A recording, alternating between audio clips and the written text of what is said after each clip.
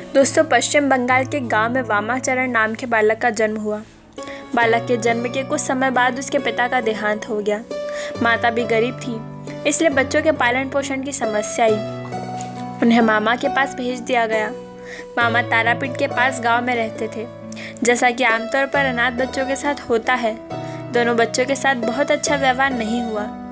धीरे धीरे वामाचरण की रुचि साधु संगति की तरफ होने लगी। गांव के मसान में आने वाले बाबाओं की संगत में रहते हुए वामाचरण ने भी देवी के प्रति रुझान बढ़ने लगा। अब वह तारा माई को बड़ी माँ कहते और अपनी माँ को छोटी माँ। वामाचरण कभी शमशान में जलती चिता के पास बैठ जाता, तो कभी यूं ही हवाओं से बातें करता रहता। ऐसी ही वह युवावस्था तक पहुंच गया। उसकी हरकतों की वजह से उसका नाम वामाचरण से वामा खेपा पड़ चुका था।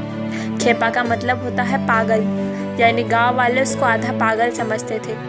उसके नाम के साथ उन्होंने पागल उपनाम जोड़ दिया था। वे यह नहीं जानते थे कि प्रस्तुत कितनी उच्च कोटि का महामानव उनके साथ है। वह भाद्रपद मास की शुक्ल पक्ष की तृतीया तिथि थी। मंगलवार का दिन था। भगवती तारा की सिद्धि का परम सिद्धि मुहूर्त। रात का समय था। वामा खेपा जलती हुई चिता के बगल में शमशान में बैठा हुआ था। तभी नीला आकाश से ज्योति फूट पड़ी और चारों तरफ प्रकाश ही प्रकाश फैल गया। उसी प्रकाश में वामाचरण को माँ तारा के दर्शन हुए। कमर में बाघ की खाल पहने हुए, एक हाथ में कैंची, एक हाथ में खोपड़ी लिए, एक हाथ में नीले कमल का पुष्प लिए, एक हाथ में खड़क लिए हुए, महावर लगे सुंदर पैरों में पायल पहने, खुले हुए कमर तक बिखरे केश से युक्त परम ब्रह्मांड की स्वामिनी, सौंदर्य की प्रतिमूर्ति, नीलवर्णी, मंद मंद मुस्कुराती माँ तारा वामा खेपा के सामने खड़ी थी। वामा खेपा उस भव्य और सुंदर देवी को देखकर खुशी से भर गए। माता ने उनके सर पर हाथ फेरा और वामा खेपा वहीं समाधि हो गए। 3 दिन और 3 रात उसी समाधि की अवस्था में वे शमशान में रहे। 3 दिन के बाद उन्हें होश आया और होश आते ही वह मामा चिल्लाते हुए इधर उधर दौड़ने लगे। अब गांव वालों को पूरा यकीन हो गया था कि वामा पूरा पागल हो गया है। वामा की स्थिति महीने भर रही। कुछ दिन बाद वहाँ की रानी जी को सपने में भगवती तारा के दर्शन दिए और निर्देश दिया कि मसान के पास मेरे लिए मंदिर का निर्माण करो और वामा को पुजारी बनाओ। अगले दिन से ही मंदिर का निर्माण कार्य प्रारंभ हो गया। कुछ ही दिनों में मंदिर बनकर तैयार हो गया और वामा को मंदिर का पुजारी बना दिया गया। वामा बेहद खुश हो गए क्योंकि उन्हें अब उनकी माँ से कोई दूर नहीं कर सकता था। रानी के द्वारा बनाए मंदिर अर्थात मोटे चढ़ावे की संभावना। अब ऐसे मंदिर में एक आधे पागल पुजारी बनाना बहुत से पांडवों को रस नहीं आया। वे वामा खेपा को निपटाने का मार्ग खोजते रहे। वामा खेपा की हरकतें अजीब अजीब हुआ करती थी। कई बार एक दिन भर पूजा करता रहता, कई बार 2-3 दिन तक पूजा ही नहीं करता। कभी देवी को माला पहनाता तो कभी खुद माला पहन लेता। इसमें से कोई भी क्रम पंडों के हिसाब से शास्त्रीय पूजन विधि से मैच नहीं खाता था। यह बात उनको खटक रही थी। फिर एक दिन ऐसा हुआ कि प्रसाद बना और प्रसाद बनने के बाद जब मंदिर में पहुंचा तो देवी को भोग लगाने से पहले वामाचरण के मन में विचार आया कि इसे चक्कर तो देख लूं कि यह माता के खाने लायक है या नहीं। बस फिर क्या था, उन्होंने प्रसाद की थाली में हाथ डाला और चखने के लिए उसे अपने मुंह में डाल लिया। चखने के बाद जब सब सही लगा तो बाकी प्रसाद माई को अर्पण कर दिया। इतना बड़ा अवसर पंडित कहाँ छोड़ते। उन्होंने बवाल मचा दिया कि देवी के प्रसाद को वामा ने खा लिया, उसे झूठा कर दिया, झूठा प्रसाद देवी को चढ़ा दिया। अब देवी रुष्ट हो जाएगी, उसका प्रकोप सारे गांव को झेलना पड़ेगा। उसके बाद भीड़तंत्र का बोलचाल हुआ और गांव वालों ने मिलकर पंडों के साथ वामाचरण की कसकर पिटाई कर दी। उसे शमशान में ले जाकर फेंक दिया। मंदिर पर पांडवों का कब्जा हो गया। उन्होंने शुद्धिकरण और तमाम प्रक्रिया की। उस दिन पूजन पंडों के अनुसार संपन्न हुआ। उधर वामा खेपा को होश आया तो वह माई पर गुस्सा हो गया। मैंने गलत क्या किया जो तूने मुझे पिटवा दिया? तुझे देने से पहले खाना स्वादिष्ट है या यह देखना था मुझे? इसमें मेरी क्या गलती थी? मैं तो स्वादिष्ट भोग लगाने का प्रयास कर रहा था और चाहता था कि तुझे अच्छे खाने का स्वाद मिले।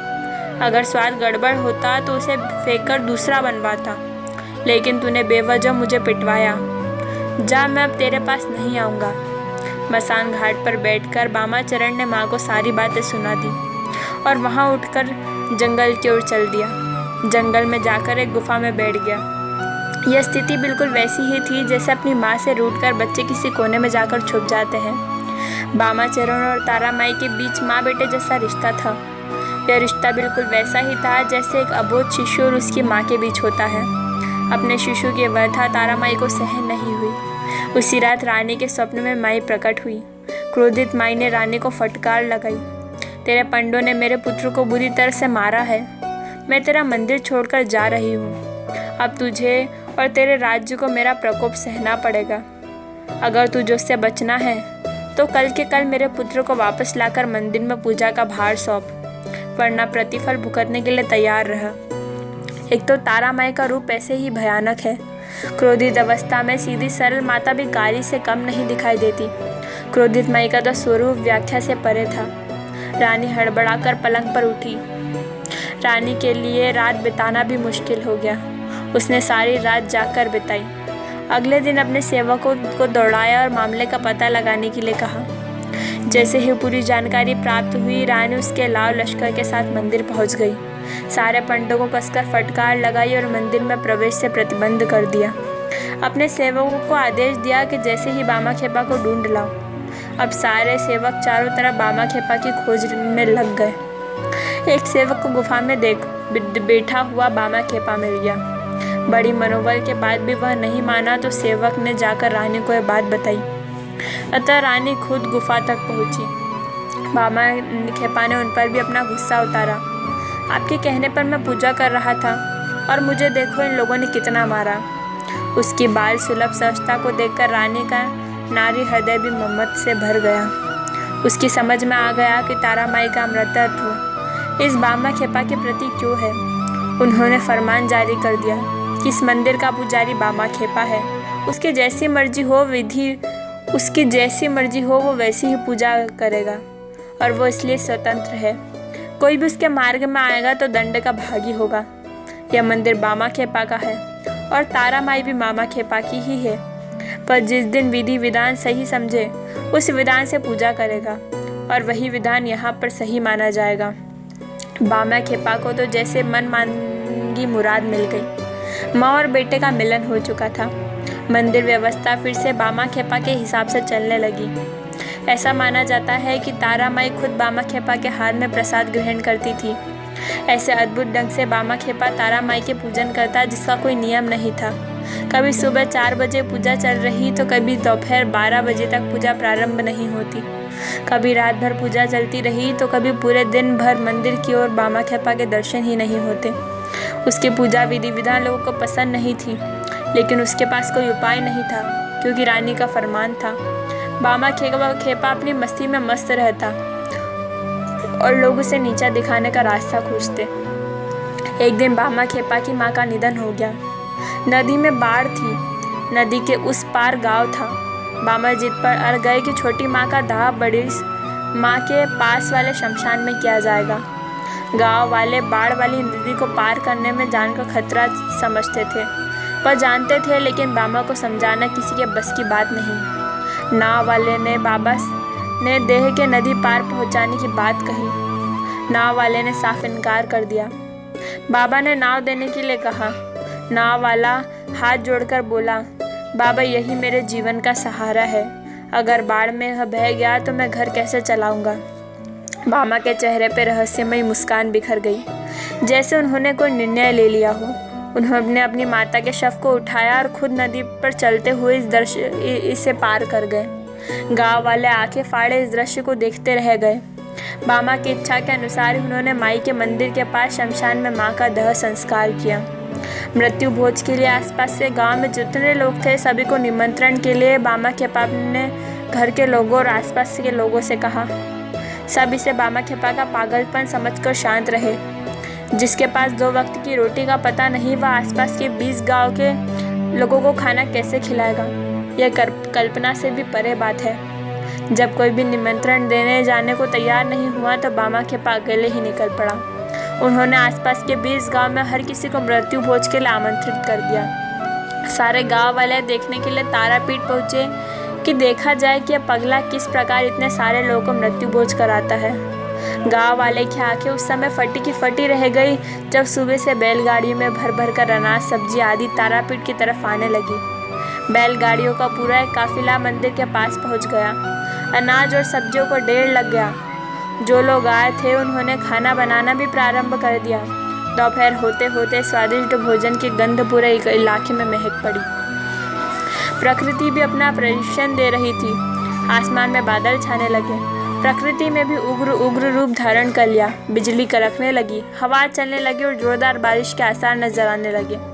बामा खेपा अपनी जगह से उठे और जिस जगह पर श्राद्ध भोज होना था उस पूरे जगह को बांस के डंडे से घेरा बनाकर घेर दिया। घनघोर बारिश चालू हो गई, लेकिन घेरे के अंदर एक बूंद पानी भी नहीं गिरा। गांव वाले देख सकते थे। वे जहां बैठकर भोजन कर रहे थे वहां पूरा हिस्सा सूखा हुआ था और उस घेरे के बाहर पानी की मोटी मोटी बूंदें बरस रही थी। जमीन में जलधाराएं बह रही थी। वह पूरा इलाका जिसमें भोज का आयोजन था वह पूरी तरह सूखा हुआ था। 20 गांव से आए हुए सभी लोगों ने तृप्त होकर भोजन किया। अब बारी थी वापस अपने अपने गांव की। घनघोर बारिश को देखते हुए वापस जाने के लिए दिक्कत आएगी यह सोचकर सभी चिंतित थे। बामा खेपा ने माई के सामने अपना अनुरोध पेश किया और कुछ ही समय में आसमान पूरी तरह साफ हो गया और धूप खिल गई। सारे लोग बड़ी सहजता से अपने गांव तक पहुंच गए। इस घटना के बाद बामा खेपा की अलौकिकता के बारे में आप लोगों को क्या ही बताना। धीरे धीरे लोगों की भीड़ बामा खेपा की तारापीठ में बढ़ने लगी। कोई बीमार आता तो बामा खेपा उस पर हाथ फेर देते और वह स्वस्थ हो जाता। निसंतान को संतान की प्राप्ति हो जाती और सभी आगंतुक की इच्छा और मनोकामना तारापीठ पूरी कर देती। बामा खेपा कभी भी बिना चखे माई को भोजन नहीं कराते थे। माई स्वयं अपने हाथ से उनको भोजन खिलाती और उनके हाथों से भोजन ग्रहण करती। ऐसे अद्भुत महामानव बामा खेपा अंत समय में माई की प्रतिमा में लीन हो गए। जय माता दी।